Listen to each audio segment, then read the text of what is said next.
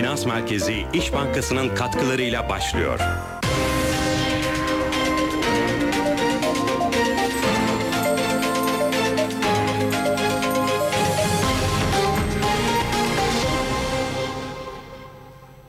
Finans Merkezi ile karşınızdayız. Doğanay Samuray bugün Finans Merkezi'nde konuğumuz bizim Palmet Enerji'nin CEO'su. Hoş geldiniz. Nasılsınız? Teşekkür ederim. Siz nasılsınız? Teşekkür ediyorum. Güzel bir hafta olsun diyelim. Enerjili bir şekilde başlayalım. Enerji konuşacağız. Enerjik başlıyoruz. Şimdi enerji konuşacağız. Enerji deyince benim aklıma böyle hani gözlerimde dolar işaretleri oluşuyor desem yeri. Ne kadar acaba o doğalgaza para ödeyeceğiz? İşte çarklar nasıl dönecek? O çarklar dönerken bizden ne çıkacak? Doğal olarak bu bize nasıl yansıyacak? Benim satın alma gücüm nasıl etkilenecek gibi sorular böyle kafamda bin bir türlü bir şekilde dönüyor. Bir de bütün bunların üzerine eklenen bir Suriye gerginliği. O Suriye gerginliğinin enerji fiyatları üzerinde nasıl bir etki yaratacağı. Çünkü onu herhalde birkaç şekilde düşüneceğiz. Bir Suriye ile ilgili toplamamız var. O haberimizi izleyicilerimizle de paylaşalım. Suriye'ye ilişkin olarak geçtiğimiz haftadan beri aslında Suriye'de bir askeri müdahale olacak mı olmayacak mı konuşuyoruz. 9 Eylül ertelendi. Amerika'nın senatosunda görüşüp Obama'ya askeri bir müdahale yapma hakkı verip vermeyeceği, ama yine de senatonun vereceği bu karar çok çok önemli değil. Çünkü John Kerry'nin de söylediği gibi Obama'nın aslında bu kararı tek başına verme yetkisi de var. Bir haberimizi izleyelim, sonra üzerine konuşacağız. Tamam. ABD yönetimi kimyasal silahlar kullanan Suriye'ye karşı askeri müdahaleye hazırlanıyor. ABD Başkanı Barack Obama müdahale için Kongre'nin desteğini isterken konuyla ilgili birleşimin 9 Eylül'de yapılması bekleniyor. ABD Dışişleri Bakanı John Kerry de geçen hafta Şam yakınlarında düzenlenen kimyasal saldırının ardından toplanan saç ve kan örneklerinde sarin gazı kalıntılarının tespit edildiğini söyledi. Kongre'nin Başkan Barack Obama'ya Suriye'ye askeri operasyon düzenlenmesi için destek vereceğinden emin olduğunu dile getiren Kerry, Kongre'nin onay vermemesi durumunda Başkan Obama'nın kendi kendine karar alma yetkisine sahip olduğunu belirtti. Şam yönetimi ABD Başkanı Obama'nın müdahale kararını Kongre'ye götürmesini ise geri çekilme olarak yorumladı. Suriye Devlet Başkanı Beşar Esad, Suriye'nin her türlü dış müdahaleye karşılık vermeye muktedir olduğunu söyledi. Devlet televizyonuna açıklama yapan Esad, ABD tehdidi Suriye'nin ilkelerini değiştirmesine ya da terörizme karşı savaşın durdurmasına neden olmayacak dedi. Evet, haberlerin ayrıntıları bu şekilde geliyor. Buna bir ek yapalım.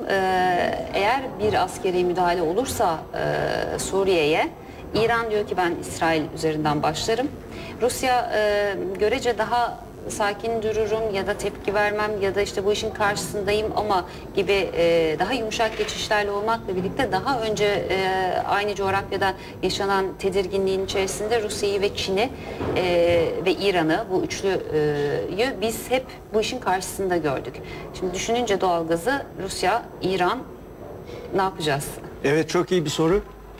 Türkiye doğalgazının %97'sini yurt dışından ithal ediyor. Sadece %3'ünü üretebiliyoruz. Bu %97'nin de %60'ını Rusya'dan, yaklaşık %15'ini de İran'dan ithal ediyoruz. Ne kadar bağımlı olduğumuzu rakamlar söylüyor. Peki şimdi Suriye gerginliği enerji fiyatlarının üzerinde sizce bir baskı kuracak mı? Kesinlikle kuracak. Savaş beklentileri dünyadaki petrol fiyatlarında yukarı harekete sebep oluyor. Bunu izledik. Geçen hafta tansiyon yükseldikçe Brent petrol indeksi yukarı hareket etti. Bugün de düşünce tansiyon azalınca aşağı doğru hareket etmeye başladı. Bir destek de zaten Amerikan petrol stoklarından geldi. Olabilir. Eğer bu stres artarsa petrol fiyatlarında yukarı hareket olacak. Petrol fiyatlarındaki yukarı hareket enerji fiyatlarında da yukarı harekete sebep olacak kesin. Şimdi dolar tarafında geçtiğimiz haftaya dönelim. Bugünün istisnai gün olduğunu sabah yayınlarımızdan beri izleyicilerimize zaten paylaşıyoruz. Aslında geçen haftadan beri istisnai gün uygulaması yapılacağını, yani bir repo ihalesi açılmayacağını, döviz satım ihalesi, 100 milyon dolarlık bir döviz satım ihalesi Merkez Bankası'nın açacağını söylemiştik. Erdem Başçı geçen hafta Anadolu Ajansı'na verdiği mülakatta bunu çok net bir şekilde duyurdu. O netliklerin içerisinde neler vardı Erdem Başçı'nın cümlelerinde diye baktığımızda şirketlere döviz pozisyonu kapatmayın dedi ki bildiğim kadarıyla sizin döviz pozisyonunuz var. Her zaman. bütün enerji olmak şirketlerinin vardır. mecburiyetinde. Evet. Diğer taraftan dolar kurunun yıl sonu itibariyle 1.92 olacağını söyledi. 1.92'nin üzerinde gerçekleşecek herhangi bir dolar TL kotasyonu için başkanım neden olmadı diye bana sorarsınız dedi. Çok sizleri şaşırtabilecek, daha önce almadığımız aksiyonları alabilir ve sizleri şaşırtacak bazı önlemlerle dövizin düşüşünü sağlamaya çalışabiliriz dedi. Yatırımcıların, yabancı yatırımcının Türkiye'de pozisyon açacağını, dolar bozdurabilecek bir ortamın oluşacağını söyledi. Şimdi bütün bunları bir araya getirdiğimizde dolar sonu 1.92 olur mu kur ya da siz adımlarınızı, önlemlerinizi buna göre atıyor musunuz? Bu sorular cevaplandırılması çok zor olan sorular. Bunun cevabını piyasa verecek. Liberal ekonomide Merkez Bankası Başkanı'nın bir şeyi taahhüt etmesini ben yadırgarım. Öyle algılamadım da zaten. Piyasalar Türkiye'nin istikrarını sağlayıcı ve buna inanıcı yönde algılarsa işi doların tansiyonu aşağı doğru hareket edecektir. Bütün enerji şirketlerinin ve bütün yatırımcı şirketlerinin döviz pozisyonu açığı var. Bu bir gerçek, sadece benim şirketime münhasır bir şey değil. Çünkü söylediğim gibi bütün enerjiyi biz ithal ediyoruz. Dolayısıyla yabancı para birimlerine bağımlıyız. Bunu kısa vadede hedge edebilirsiniz. Uzun vadede hedge edebilme imkanı yok. Hele yatırımlar, enerji yatırımları özellikle çok uzun zaman isteyen yatırımlar, kullandığı finansal tool'lar da uzun vadeye yayılıyor. Diyelim ki bir baraj projesinin enerji finansmanını yaptığınız zaman 15 yıllık bir vadeye yayılı döviz borcuna maruz kalıyorsunuz. Tabii bu enerji fiyatlarını da etkiliyor. Dolayısıyla 15 yıl vadeli bir borcu hedge edebilme imkanı söz konusu değil. Olsa bile çok pahalıya mal olur. Biz Türkiye'nin geleceğine inanan yatırımcılar ve şirketler olarak Türkiye'nin hep başarıya koşmasını ve istikrara koşmasını arzu ediyoruz. Bu döviz fiyatlarında aşağı yönde harekete sebep olacağına inanıyoruz. Peki dövizde aşağı yönlü bir hareket olursa benim ödeyeceğim doğalgaz faturaları düşecek mi? Şüphesiz düşecek. Dolayısıyla zam yok. Eğer Diyebilir miyiz? Enerji Bakanı'nın da geçtiğimiz hafta yanılmıyorsam açıklamaları vardı. Eylül'de zam gelmeyecek diye, yapılmayacak mı? Şimdi nedense bütün enerji mülakatlarında konu gelip doğalgaza zam var veya yok noktasına geliyor. Tabii ki günlük hayatımıza o kadar etki eden bir molekül ki doğalgaz molekülleri, bu soru şüphesiz her zaman yer alacak. Bu sadece dolar fiyatlarına bağlı değil. Bu dünyadaki doğalgaz fiyatlarına da bağlı. Bütün doğalgaz alım kontratlarında endeksler var. O endeksler içerisindeki değişken figürlerin davranışına bağlı olarak doğalgaz fiyatları döviz bazında da yukarı çıkabilir, döviz bazında aşağı da inebilir. Bunun dışında bir de bizim Türk lirasının dövize karşı hareketi var. Dolayısıyla iki bileşkeni olan bir denklem bu. Hem enerji fiyatları, dünya fiyatları, hem de Türkiye'deki dolar fiyatları. Daha önce aslında bir Rusya'nın doğalgaz kestiğini Avrupa'ya hatırlıyorum. O çok ciddi bir problem hem Avrupa açısından yaratmıştı hem dünyada da ciddi bir gerginliği yaratıp fiyatları epeyce yukarı doğru gitmesine neden olmuştu. Benzer bir kriz bekler misiniz bu yolda? Hayır, beklemem. Çünkü enerji kesintisi olabilecek en kötü şey dünyada. Bunu tedarikçi ülkelerinde yapmasına imkan görmüyorum. Çünkü tedarik güvenliğinde güven en önemli şey. Güven bir kez zedelenirse dünyanın dengeleri alt üst olur. Sizin hatırlattığınız konu aslında Rusya'nın isteyerek kestiği bir doğalgaz tedariği değildi. Doğalgazın tedarik yolu üzerinde ortaya gelen bir kazaydı. Ukrayna'da fazla aşırı gaz çekilmesi nedeniyle Avrupa'ya akan gaz miktarında azalma olmuştu. Komplo teorileri kısmını biraz daha fazla okumuşum demek ki. Evet. çok zor bir şey. Peki bu enerji işi karlı bir iş mi? Nereden baktığınıza bağlı. Eğer diğer işlerin karlılığıyla buna karşılaştırdığınız zaman bazısına göre çok karlı, bazısına göre de çok az karlı. Ama ortada şu var, boyutu çok büyük. Enerji işinin boyutu çok büyük. Şimdi siz doğalgazda, enerjide hani ciddi bir yatırım yapmış durumdasınız. Bundan sonra o yatırımları artırmayı planlıyorsunuz ve bu konuda büyüme niyetindesiniz de. Ne gibi yatırım planları var önünüzde? Onları da izleyicilerimize paylaşalım mı? Tabii. Bizim şirketin ana omurgası doğalgaz üzerine dayalı. Biz doğalgaza bağlı çevrim santrallarımız var ve onlara elektrik üretiyoruz. Doğalgaz dağıtımı işi yapıyoruz. Doğalgaz toptan satışı işi yapıyoruz ve çok büyük bir projemiz var. Eriç barajları ve hidroelektrik santralı 4 barajdan müteşekkil bir tesis. Bunun da inşaatına başlamak üzereyiz. Var mı ortak, yabancı başka almak istediğiniz, görüşmeler yaptığınız? Şüphesiz Avrupa'dan ve Kuzey Amerika'dan birçok şirketle sürekli temas halindeyiz. Fakat bu söz ettiğim yatırımların hepsi Palmet Enerji'nin kendi bünyesinde yapılacak yatırımlar. Peki bu LNG ithalat lisansı Evet. ne kadarlık bir hacme ulaşıyor? Şimdi LNG ithalatı ile ilgili şirketimizin hazırlıkları var. Fakat dünyada 2011'de olan Fukushima felaketi, nükleer felaketten sonra Japonya'da nükleer santrallerin durdurulması sebebiyle bütün elektrik üretimi LNG'ye bağlı hale gelince dünyada LNG fiyatları çok yükseldi. Hala yükselme trendinde, düşmüyor LNG fiyatları. LNG fiyatları düştüğü zaman şirketimiz LNG ithal ederek bunu gazlaştırıp kullanmayı planlıyor. Şimdi hazır nükleerden de bahsettiğiniz Fukushima örneğinde olduğu gibi hani her nükleer örneği elbette kötü değil ama her nükleer içinde bir risk barındırıyor. Ama diğer taraftan avantaj olarak kullanılabilecek başka noktaları da sunuyor. Bu konuya ilişkin bilgi sahibi biri olarak sizin nükleere bakış açınızı merak ediyorum. Ben bir kere her şeyden önce fizikçiyim. Nükleeri sempatiyle bakıyorum. Tedarik güvenliği açısından Türkiye'de mutlaka nükleer enerji üretiminin olması gerekliliğini savunuyorum.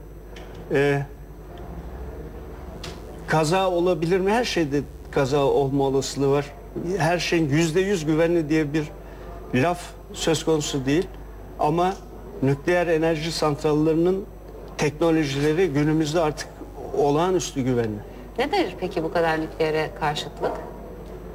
Diğer taraf, yani ciddi bir karşıt kesim var buna. Evet, onu Onların koymuş karşı olduğu çıkanlara eleştiriler. sorun.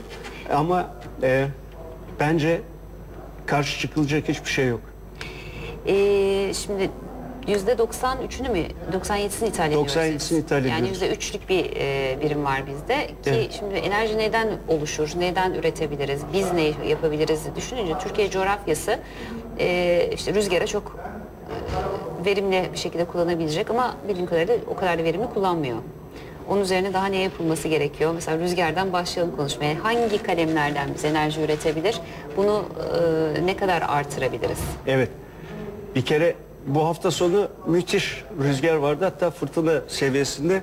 Rüzgardan enerji üreten firmalar herhalde çok sevinmiştir.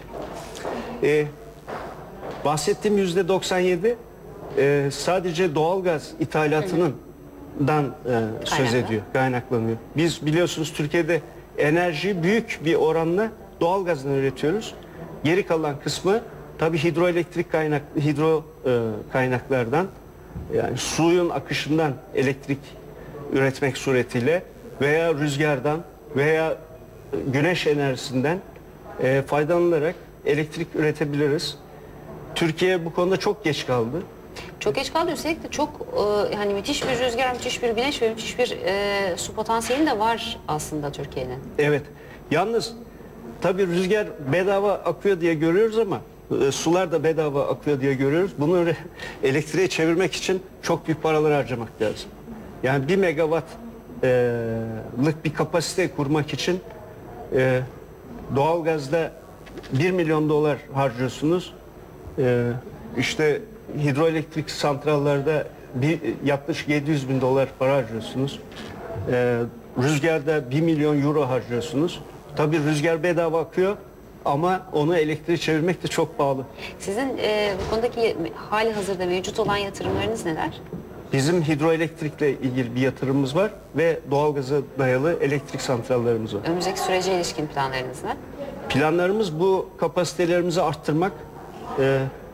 Doğalgazda kapasitemizi 400 megawata çıkartacağız. Hidroda kapasitemizi 283 megawata çıkartacağız. Peki sizin gene şirket bazlı olarak soruyorum. Doğalgazdaki dağıtımdaki hedef ne durumda, nedir? Doğalgaz dağıtımında şirketimiz çok iyi bir trend yakaladı. Reklam olsun diye söylemiyorum ama Türkiye'nin en iyi şirketlerinden biriyiz. Hatta bölgemizin en iyi şirketlerinden biriyiz. Oturmuş ve kesintisiz servis veren, çok kaliteli servis verdiğimize inandığımız şirketlerimiz var. Şu anda 220 bin müşterimiz var. 1 milyar metreküp gaz dağıtımı yapıyoruz. Bu başarımızı hem kendi bölgemizde sürdüreceğiz hem de Türkiye'nin başka bölgelerine de girebiliriz. Şimdi petrol fiyatlarından bahsettik, doğalgaz fiyatlarından bahsettik. Yukarı yönlü hareketler, bir kez daha böyle altını çize soracağım onu. Eylül ve Ekim ayında zam yok müjdesini verelim mi buradan? Yoksa Bence vermeyin. Bekleyelim mi? Eylül'de zam yok müjdesini zaten dün BOTAŞ verdi. Önceki hafta da Taner Yıldız vermişti. Taner Bey verdiği için BOTAŞ verdi. Ekim'de ne olacağını hiç kimse bir şey söyleyemez. Hem dolar fiyatlarına hem doğalgaz ithalat fiyatlarına bağlı. Ekim için hiçbir şey söylememek gerekir bence. Bu daha önce doğalgaza ilişkin yapmış olduğum programlardan kafamda kalan bir bilgi ama ne derece doğru teyit etmek isterim sizden. Depolama gibi bir şansımız yok mu bizim? Evet var. Türkiye'de doğalgaz... Ya da yeterli mi değil?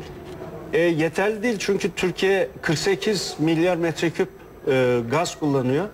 Normal şartlarda bu miktarın yaklaşık %15'i kadar bizim depolama kapasitesine sahip olmamız gerekirken sadece Silivri'de yeraltı depolarımız var. TPAO'nun 3 milyar metreküp kapasitesi var.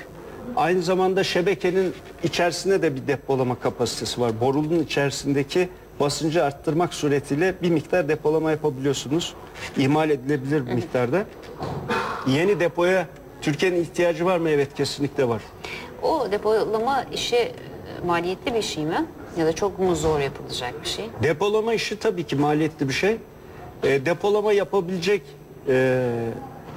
jeolojik özellikte bölgelerimiz de var. Ancak depo yapım işine özel sektör henüz ciddi bir şekilde giremedi. Sebebi depo yaptığı zaman ne kadar para kazanacağını uzun vadede garanti altına alacak bir tarife metodolojisi henüz konulmadı. Tarife metodolojisi konulmadığı için gelir bacağı olmayan bir yatırıma kimse girmeye cesaret edemiyor. Mesela size nasıl bir projeksiyon konsa, siz bu işin halihazırda içinde olan ve bu sektörün en büyüklerinden biri olan olarak bu işe ben bu taşın altına elimi sokarım dersiniz? Bize sadece matematiğini koysunlar işin ve parametrelerin ne olduğunu iyi açıklasınlar, endekslere bağlasınlar, yeter. Bundan sonrası yatırımcıların ve yatırımcıyı finanse edecek kuruluşların işi. Önümüzdeki süreç içerisinde siz enerji sektörünü nasıl görüyorsunuz? Şöyle bir hani kısa, orta ve uzun vadeli bir plan yapsak. Enerji sektörü hiçbir zaman bitmeyecek bir iş. Enerji sektörü gıda gibi, insanlar nasıl besleniyorsa, beslenmeye ihtiyacı varsa enerji de artık insanların yaşaması için kesinlikle gerekli ve kaçınılmaz bir emtia enerji. Şimdi tüketici olarak hane halkının kullandığıyla sanayilerin kullandıkları arasında ciddi farklar da var. O farkları da bir anlatalım mı izleyicilerimize? Miktar olarak, fiyat olarak. Şimdi Türkiye sosyal bir ülke. Ve anayasa gereği her vatandaşımızın eşit şartta kullanması gerekiyor. Enerjiyi Kars'taki bir kullanıcı da, Edirne'deki bir kullanıcı da, İstanbul'daki bir ev hanımı da aynı elektrik fiyatından kullanıyor. Ama o çok adaletli bir şey değil gibi geldi bana. Bu tartışma konusu ama bir bakış açısına göre vatandaşlar coğrafi bölgelerine bağlı olmaksızın eşit kullanıyorlar. Hani, bölgesel asgari ücretlerden bahsedilmişti ya, o benzer bir mantıkla düşünüyorum. Hani bir yerin alım gücüyle diğer yerin alım gücü arasında farklılıklar var ama aynı fiyat olduğu zaman kullanım konusunda sıkıntılar çıkmaz mı? Öyle diyorsunuz ama Türkiye'de bu denklem tam tersine. Mesela siz diyorsunuz ki Güneydoğu Anadolu'daki insanların alım gücü az. Onun için orada elektrik fiyatı az olsun. İstanbul'da yüksek, burada yüksek olsun. Aslında, yok böyle bir şey demiyorum. Her yerde düşük olsun diyorum ben. Öyle tercüme ettim. Ama İstanbul'daki bir tüketici zaten Güneydoğu Anadolu'daki tüketicinin kayıp enerjisini ödüyor. Şöyle açıklayayım. Orada kayıp kaçak oranları çok yüksek. Neredeyse %62 oranında kayıp kaçak oranı var. İstanbul'da bu oran %12'ler civarında. Dolayısıyla İstanbul'daki bir tüketici faturasını öderken öbür taraftaki bölgenin fiyatını sübvanse edecek bir ödeme daha yapıyor. Şimdi kayıp kaçak deyince geçtiğimiz hafta Perşembe günü Yavuz Semerci ile sohbet ettik yayında. O sohbetin içerisinde gazete manşetlerinden, işte gazetelerde ilginç bulduğumuz haberler üzerinden de bir miktar gitmeye çalışmıştık. Kayıp kaçak da enteresan bir teknoloji kullanmaya başlamışlar. Yani uzaktan erişim sağlayıp bir makinayla o dönen sayaçları durdurabilecek ve merkeze gönderen sistemi etkileyip işte kaç kilowattsa çok hani hakim olduğum parametreler olmadığı için siz beni lütfen düzeltin. İşte 3 birimse ödenmesi gereken 1 birim olarak onu merkeze gönderebilecek bir sistem oluşturmuşlar. Bayağı hani bilgisayar üzerinden yapılan, üzerine epeyce kafa yorulmuş, hani sanıyorum bir miktar mühendislik de gerektiren bir kayıp kaçak işine girilmiş. Evet. O geçtiğimiz günlerde gazetede, Perşembe günkü gazetelerde vardı. Oradan başlayıp yani bunu referans alıp Türkiye'deki kayıp kaçağı da konuşalım sizinle. Olur, konuşalım. Nedir kayıp kaçak oranı? Şimdi mühendislik çözümleri ve teknolojik çözümler bunları azaltmaya yönelik çalışabilir. Ama temelde kayıp kaçak dediğimiz şey iki bileşenden oluşuyor. Bir teknik kayıp ki bunlar mühendisler bunu çözebilir. Kayıp öbürküsü kısmı de, değil ama kaçak kısmı problem sanıyorum. Ticari kayıp ki biz buna kaçak diyoruz. Kaçak elektrik kullanmak. Enerjiyi kullandığı saatten geçmiyor ki çaldığı elektrik. Hiç herhangi bir saate dahil olmuyor. Ölçüm cihazından geçmeksizin kullanılıyor. İşte bizim Türkiye'de elektrik fiyatlarını, enerji fiyatlarını yukarı yönde tutan sebeplerden bir tanesi bu. Var mı eklemek istediğiniz bir şey? Çok şey konuşabiliriz Mine Hanım bu sabah. Siz söyleyin, programı kapatmadan ben size bir 2 dakikalık süre daha vereyim. O süre içerisinde benim atladığım, sormayı unuttuğum, hakim olmadığım için mutlaka şu konuşulmalıydı dediğiniz bir şey var mı? Mine Hanım çok güzel yönettiniz konuşmayı. Harikaydı.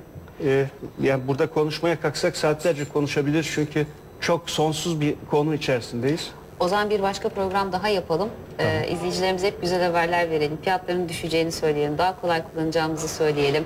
Yatırımlar arttıkça o yatırımların nasıl bize dönüşünün güzel olabileceğini aktaracağımız haberler vermeyi dileyelim. Çok teşekkür ediyorum yayınımıza katıldığınız için. Biz teşekkür ederiz.